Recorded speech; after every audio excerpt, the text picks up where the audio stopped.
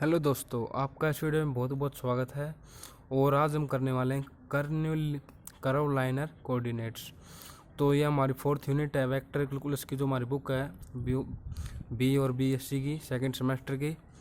और यह चैप्टर बहुत ही आसान चैप्टर है, बहुत ही हम इसको आसानी के साथ इसमें करेंगे और समझेंगे।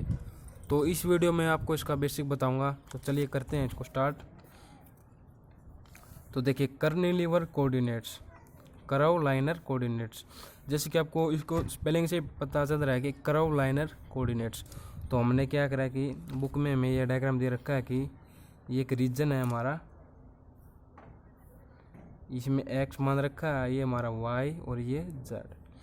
और यहाँ पर हमने एक पॉइंट लेट कर लिया पी, और हमने यहाँ पर कर्व लाइनर मतलब कर्व के जैसी लाइन कर दी तीन इस प्रकार से। ये हमारी हो जाएगी डब्लू, रीजन हो जाएगा इसमें हमारा, ये हमारा यू हो जाएगा और ये हमारे हो जाएगा वी। देखिए, जो हमारा एक्स वाई जेड है ये हमारा हो जाएगा रीजन, जिसमें हमने पॉइंट लेट किया है पी, और ये हमारा यू वी डब्लू है, ये हमारा हो जाएगा कर्निलीवर कोऑर्डिनेट। ये हमारे हो जाएंगे कर्निलीवर कोऑर्डिनेट। जैसे कि हम पिछली यूनिट में करके आए हैं कि जैसे कि हमें कोई आर फंक्शन दिया गया था, को भी मान लीजिए, और उसका हम करते थे कि इस प्रकार से करते थे, और एक बार वाई के रिस्पेक्ट में एक बार जेड के रिस्पेक्ट में करते थे ना। तो इसमें क्या है कि जो हमारे वाई एक्स वाई जेड है यहाँ रिप्लेस हो जाएंगे यू वी और डब्लू में। तो इसमें सबसे पहले क्वेश्चन हमारा आता है यूनिट में ऑर्थोगोनल के ऊपर, मान लो कि ऑर्थोगोनल कर्निलीवर कोऑर्डिनेट्स। तो जैसा कि आपको पता है कि यू वी डब्ल्यू हमारे कर्निलीवर कोऑर्डिनेट्स होते हैं। तो ऑर्थोगोनल की एक कंडीशन होती है कि कंडीशन क्या होती है, कर्ली हमारा जो फंक्शन है इसको अपन यू का एक बार और डॉट प्रोडक्ट इसका वी लेंगे एक बार। हमें यह जब समझ में आएगा जब हम क्वेश्चन करेंगे, एक बार उसको बेसिक आप लिख लीजिए और समझ लीजिए जो आपको बता रहा हूँ। यह हमारा जीरो के इक्वल टू होना चाहिए, इसका दोनों का क्रॉस प्रोडक्ट करेंगे तो हम, और इन दोनों का करेंगे तो जीरो के इक्वल टू होना चाहिए, और इस प्रकार से करेंगे तो जीरो के इक्वल टू होना चाहिए। यदि यह तीनों कंडीशन सेटिस्फाई करती हैं तो हम कहेंगे कि ऑर्थोगोनल कर्निलीवर कोऑर्डिनेट है। अगर ये जीरो के इक्वल टू नहीं आएगा तो हम इसको कहेंगे नॉट ऑर्थोगोनल कर्निलीवर कोऑर्डिनेट। आगे हमारा दिया गया है कि इस चैप्टर में यूनिट, देखिए मैंने आपको यहाँ तक बता दिया, मैं आपको साथ साथ बुक्स में से भी दिखा रहा हूँ ताकि आप इसे अच्छी तरह समझ पाएँ कि मैं आपको क्या समझा रहा हूँ, कहाँ से समझा रहा हूँ। देखिए आगे में दिया गया यूनिट वेक्टर इन ऑर्थोगोनल कर्निलीवर कोऑर्डिनेट।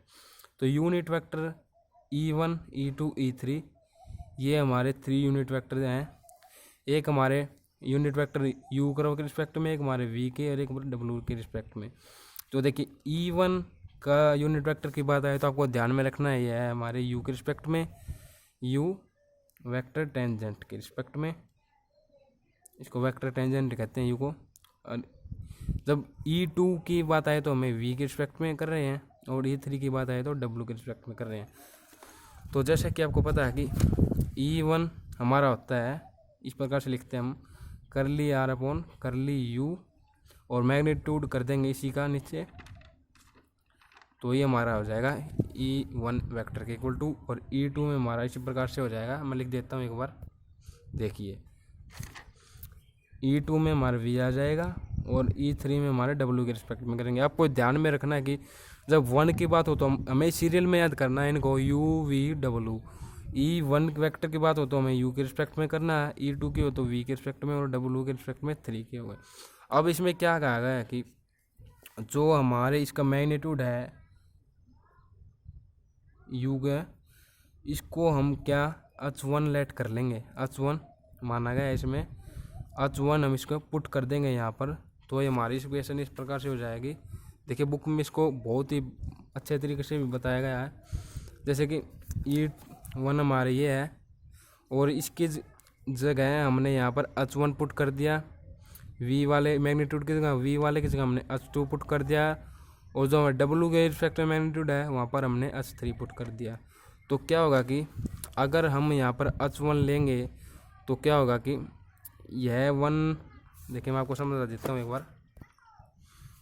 देखिए यहाँ पर 1/H हो जाएगा H1, तो इस प्रकार से यह फॉर्म आ जाएगी हमारी E1 इक्वल टू 1/H1 कर लिया अपॉन कर ली यू, और E2 हमारे इस प्रकार से लिखा जाएगा और E3 हमारे इस प्रकार से लिखा जाएगा।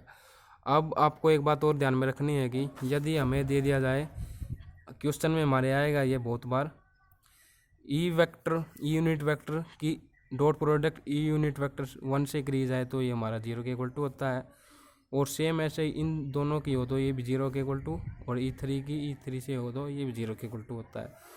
और अगर नहीं, देखिए ये थोड़ा गलत बता दिया मैंने आपको, ये 1 के इक्वल टू होगा हमारा। देखिए E1 की E1 से की जाए तो ये 1 के इक्वल टू होगा, सेम वेक्टर से की जाए तो 1, और अगर डिफरेंट यूनिट वेक्टर से की जाए तो हमारे 0 के इक्वल टू होगा। आप समझ पाएंगे इसको बुक में से देख के। सॉरी फॉर आपको थोड़ा गलत बता दिया मैंने, लेकिन आप उसे देख के साथ, हमारे यही तो फ़ायदा है। अगर हम बुक साथ में लेके पढ़ रहे हैं तो हमें कोई भी गलती करेंगे तो तुरंत आप समझ जाएंगे उसको। तो अब आगे बढ़ते हैं हम। तो फिर देखिए आगे में बताया गया कि वी नो डेल यू हमें दिया गया है, डेल वी दिया गया है, डेल डब्ल्यू दिया गया। बुक में यह नहीं बताया गया कि डेल यू की वैल्यू होती क्या है। तो देखिए डेल यू हमारे पास होता है, ये होता है हमारे पास डेल यू की वैल्यू इस प्रकार से, और डेल यू तो ये होता है डेल वी हमारे पास ये होता है कि इस प्रकार से, और डेल डब्ल्यू हमारे पास होता है इस प्रकार से। और अब क्या है कि इसमें unit vector denoted by E1, एक यूनिट वेक्टर है E1, और उसको डेल यू के रिस्पेक्ट में करें तो इस प्रकार से उसको लिखेंगे, इस प्रकार से E1 के रिस्पेक्ट में करें तो इस प्रकार से लिखेंगे, और अगर हम E2 के रिस्पेक्ट में करें तो इस प्रकार से लिखेंगे, और E3 के रिस्पेक्ट में इस प्रकार से लिखेंगे। अब क्या बताया कि आगे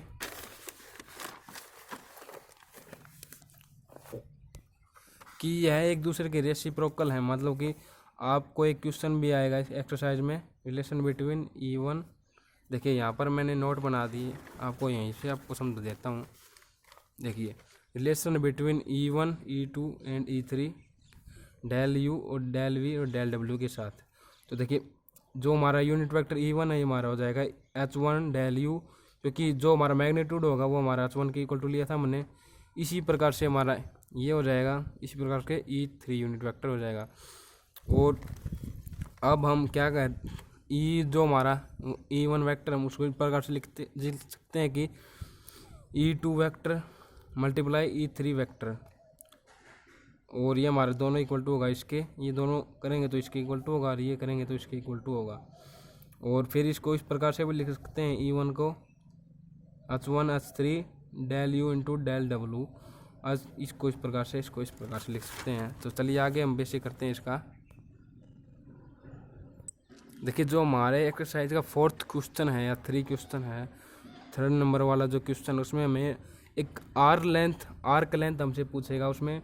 तो आर्क लेंथ का हमारे पास एक फॉर्मूला आता है, वो फॉर्मूला आता है हमारा ds square equal to H1 square du, ये हमारा फॉर्मूला होता है dv square plus H3 W. यह हमें बुक में निकाल के दिखा रखा है कि किस प्रकार से ये फॉर्मूला निकला हमारा। ये देखिए यहाँ पर दिखा रखा है, ये इसकी कैलकुलेशन करके दिखा रखी है कि पहले हम यू वी डब्ल्यू फंक्शन लेंगे, फिर लास्ट में हमें फाइनल ये आ जाएगा। केवल हमें यही ध्यान में रखना है, और जो फालतू के इसमें बताया गया बुक में इसको ध्यान में नहीं रखेंगे। तो आगे हम करेंगे तो हम एक बताया गया है कि हमें वॉल्यूम का हमारा होगा, मतलब कि वॉल्यूम एलिमेंट का हमारा होगा H1 H2 H3 du dv और dw, और फिर बताया गया हमें एरिया एलिमेंट का हमारा होगा H2 H3 dvw। और फिर हमें क्या गया है कि इसमें अगर हम कर्निलीवर कोऑर्डिनेट पढ़ रहे हैं तो हमारे फॉर्मूले भी डिफरेंट होंगे। अगर हमें ग्रेडियंट फाई का फॉर्मूला पुट करना है क्वेश्चन में तो वो इस प्रकार से लिखेंगे E1/H1 del phi upon del u curly phi upon curly y curly u, फिर क्या है E2/H2 करली 5 अपॉन करली we plus E3 upon H3 करली 5 अपॉन करली W। 5 को हम कॉमन लिख लेंगे तो ये हमारा इस प्रकार से फॉर्मूला ग्रेडियंट का। यह मैं बुक में डाइवर्जेंस का फॉर्मूला दे रखा है।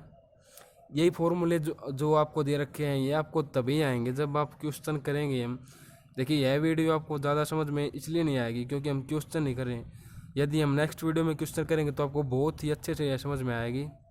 तो इसके बाद हमें क्या दिया गया, चलिए करते हैं। तो यह हमारा सबसे मुख्य मेन पार्ट आ गया इसका चैप्टर का बेसिक का कर्निलिवर सिस्टम।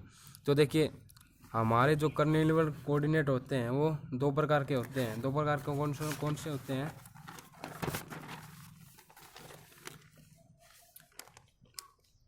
एक हमारा होता है सिलेंड्रिकल कोऑर्डिनेट, एक हमारे होते हैं स्फेरिकल कोऑर्डिनेट।